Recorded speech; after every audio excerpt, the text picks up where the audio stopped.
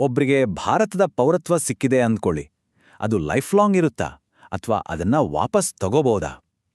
ಇದೊಂದು ದೊಡ್ಡ ಪ್ರಶ್ನೆ ಅಲ್ವಾ? ಬನ್ನಿ ಇವತ್ತು ಇದೇ ವಿಷಯದ ಬಗ್ಗೆ ಮಾತಾಡೋಣ. ಭಾರತದ ಸಂವಿಧಾನದ ಆರ್ಟಿಕಲ್ 10 ಅಂದರೆ ವಿಧಿ 10 ಪೌರತ್ವದ ಮುಂದುವರಿಕೆಯ ಬಗ್ಗೆ ಏನ್ ಹೇಳುತ್ತೆ ಅಂತ ನೋಡೋಣ. ಹೌದು, ಈ ಪ್ರಶ್ನೆ ಕೇಳೋಕೆ ಸಿಂಪಲ್ ಆಗಿದ್ರೂ ಇದರಲ್ಲಿ ಸ್ವಲ್ಪ ಕನ್ಫ್ಯೂಷನ್ ಇದ್ದೇ ಇರುತ್ತೆ. ಸರಿ, ಇದಕ್ಕೆ ನಮ್ಮ ಸಂವಿಧಾನ ಕೊಡುವ ಉತ್ತರವಾದ್ರೂ ಏನು? ನೋಡಿ, ಈ ಪ್ರಶ್ನೆಗೆ ಆರ್ಟಿಕಲ್ 10 ನೇರವಾದ ಉತ್ತರ ಕೊಡುತ್ತೆ. ಅದರ ಮೂಲಭೂತ ಪ್ರಿನ್ಸಿಪಲ್ ಏನಪ್ಪಾ ಅಂದ್ರೆ ತುಂಬಾ ಸಿಂಪಲ್. ಸಂವಿಧಾನದ ಆರಂಭಿಕ ನಿಯಮಗಳ ಪ್ರಕಾರ ಯಾರೆಲ್ಲ ಭಾರತದ ಪ್ರಜೆಗಳಾದ್ರೋ ಅವರೆಲ್ಲ ಪ್ರಜೆಗಳಾಗಿಯೇ ಕಂಟಿನ್ಯೂ ಆಗ್ತಾರೆ.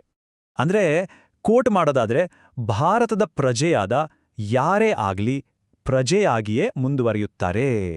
ಇದು ನಮ್ಮ ಸಂವಿಧಾನ ಕೊಡ್ತಿರೋ ಒಂದು ದೊಡ್ಡ ಗ್ಯಾರಂಟಿ ಇದ್ದಾಗೆ. ಆದ್ರೆ ಇಲ್ಲೇ ಒಂದು ಚಿಕ್ಕ ಟ್ವಿಸ್ಟ್ ಇದೆ.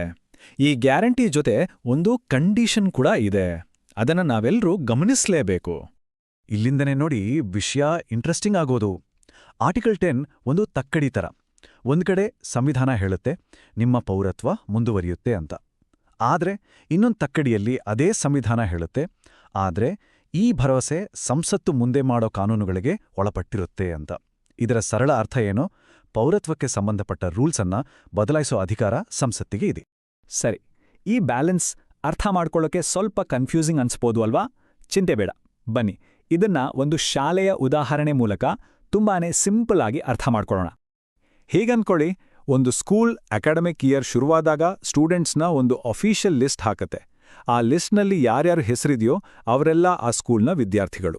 ಅವರ ಸ್ಟೂಡೆಂಟ್ ಸ್ಟೇಟಸ್ ಹಾಗೇನೆ ಕಂಟಿನ್ಯೂ ಆಗುತ್ತೆ. ಆದರೆ ಇಲ್ಲೊಂದು ಕಂಡೀಷನ್ ಇದೆ, ಅವರು ಸ್ಕೂಲ್ ರೂಲ್ಸನ್ನ ಫಾಲೋ ಮಾಡಬೇಕು.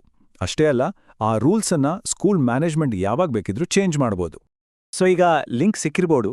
ಆರ್ಟಿಕಲ್ 10 ಕೂಡ ಎಕ್ಸಾಕ್ಟ್ಲಿ ಇದೇ ಥರನೇ ಕೆಲಸ ಮಾಡೋದು. ಶುರುವಲ್ಲಿ ಕೊಟ್ಟ ಪೌರತ್ವ ಮುಂದುವರಿಯುತ್ತೆ ನಿಜ, ಆದರೆ ಅದು ಸಂಸತ್ತು ಮಾಡೋ ಕಾನೂನುಗಳಿಗೆ ಬದ್ಧವಾಗಿರುತ್ತೆ. ಸರಿ, ಈಗ ಒಂದು ಪ್ರಶ್ನೆ ಬರುತ್ತೆ. ನಮ್ಮ ಸಂವಿಧಾನ ಬರೆದವರು ಇದನ್ನ ಯಾಕೆ ಈ ರೀತಿ ಡಿಸೈನ್ ಮಾಡಿದ್ರು?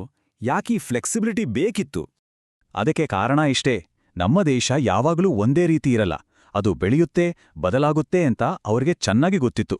ಸೊ ಮುಂದೆ ಬರುವ ಸನ್ನಿವೇಶಗಳಿಗೆ, ಅಗತ್ಯಗಳಿಗೆ ತಕ್ಕ ಹಾಗೆ ಅಡ್ಜಸ್ಟ್ ಆಗುವಂಥ ಒಂದು ಸಿಸ್ಟಮ್ ಬೇಕು ಅಂತ ಅವ್ರು ಯೋಚಿಸಿದ್ರು. ಇದು ನಿಜವಾಗ್ಲೂ ಅವರ ದೂರದೃಷ್ಟಿಯಲ್ವಾ? ಈಗ ನಮ್ಮ ಸ್ಕೂಲ್ ಕತೆಗೆ ವಾಪಸ್ ಬರೋಣ. ಕಬೀರ್ ಅಂತ ಒಬ್ಬ ಹುಡುಗ ಇದ್ದಾನೆ ಅನ್ಕೊಡೆ. ಅವನು ಫಸ್ಟ್ ಸ್ಟ್ಯಾಂಡರ್ಡ್ಗೆ ಸ್ಕೂಲ್ಗೆ ಸೇರ್ತಾನೆ. ಅವನ ಹೆಸರು ಲಿಸ್ಟ್ನಲ್ಲಿದೆ 2nd, 3rd, 4th. ಅವನು ಸ್ಟೂಡೆಂಟಾಗಿ ಮುಂದುವರಿತಾನೆ. ಆದರೆ ಈ ಮಧ್ಯ ಸ್ಕೂಲ್ ಹೊಸ ಯೂನಿಫಾರ್ಮ್ ರೂಲ್ ತರ್ಬೋದು ಅಥವಾ ಎಕ್ಸಾಮ್ ಪಾಲಿಸಿಯೇ ಚೇಂಜ್ ಮಾಡ್ಬೋದು. ಸೊ ಸಿಂಪಲ್ ಆಗಿ ಹೇಳೋದಾದ್ರೆ ವಿದ್ಯಾರ್ಥಿ ಅದೇ ಆಗಿರ್ತಾನೆ, ಆದರೆ ನಿಯಮಗಳು ಬದಲಾಗಬಹುದು. ವಾವ್, ಇದೇ ನೋಡಿ ಆರ್ಟಿಕಲ್ 10ರ ಪರ್ಫೆಕ್ಟ್ ಸಮ್ಮರಿ. ಹಾಗಾದ್ರೆ ಈ ಇಡೀ ಚರ್ಚೆಯಿಂದ ನಾವು ಕಲಿಬೇಕಾದ 3 ಮುಖ್ಯ ಪಾಯಿಂಟ್ಸ್ ಏನು? ಮೊದಲನೇದಾಗಿ ಆರ್ಟಿಕಲ್ 10 ಸಿಟಿಸನ್ಶಿಪ್ ಕಂಟಿನ್ಯೂ ಆಗುತ್ತೆ ಅನ್ನೋ ಗ್ಯಾರಂಟಿ ಕೊಡುತ್ತೆ. ಎರಡನೇದಾಗಿ ಸಿಟಿಸನ್ಶಿಪ್ ಬಗ್ಗೆ ಹೊಸ ಕಾನೂನುಗಳನ್ನು ಮಾಡೋ ಅಧಿಕಾರವನ್ನ ಪಾರ್ಲಿಮೆಂಟ್ಗೆ ಕೊಡುತ್ತೆ. ಇನ್ನು ಮೂರನೇದಾಗಿ ಈ ಎರಡೂ ಸೇರಿ ನಮ್ಮ ಸಿಸ್ಟಮನ್ನ ಸ್ಟೇಬಲ್ ಆಗಿ ಇಡುತ್ತೆ, ಜೊತೆಗೆ ಫ್ಲೆಕ್ಸಿಬಲ್ ಆಗಿಯೂ ಇಡುತ್ತೆ. ಒಂದು ಮಾತಿದೆ, ಒಳ್ಳೆ ಕಾನೂನುಗಳನ್ನ ಇವತ್ತಿಗೋಸ್ಕರ ಮಾತ್ರ ಮಾಡಲ್ಲ, ನಾಳೆಗೋಸ್ಕರನೂ ಮಾಡ್ತಾರೆ ಅಂತ. ಆರ್ಟಿಕಲ್ 10 ಇದಕ್ಕೊಂದು ಬೆಸ್ಟ್ ಎಕ್ಸಾಂಪಲ್ ಅಲ್ವಾ? ಹೋಗೋ ಮುಂಚೆ ಒಂದು ಯೋಚನೆ ಬಿಟ್ಟು ಹೋಗ್ತೀನಿ. ಪೌರತ್ವ ಅಂದ್ರೆ ಬರೀ ಒಂದು ಹಕ್ಕಲ್ಲ, ಅದೊಂದು ಜವಾಬ್ದಾರಿನೂ ಹೌದು.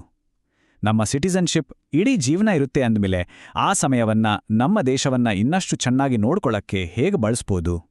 ಪ್ರತಿಯೊಬ್ಬ ಪ್ರಜೆಯ ಜವಾಬ್ದಾರಿ ಏನಾಗಿರ್ಬೋದು? ಸ್ವಲ್ಪ ಯೋಚನೆ ಮಾಡಿ ನೋಡಿ.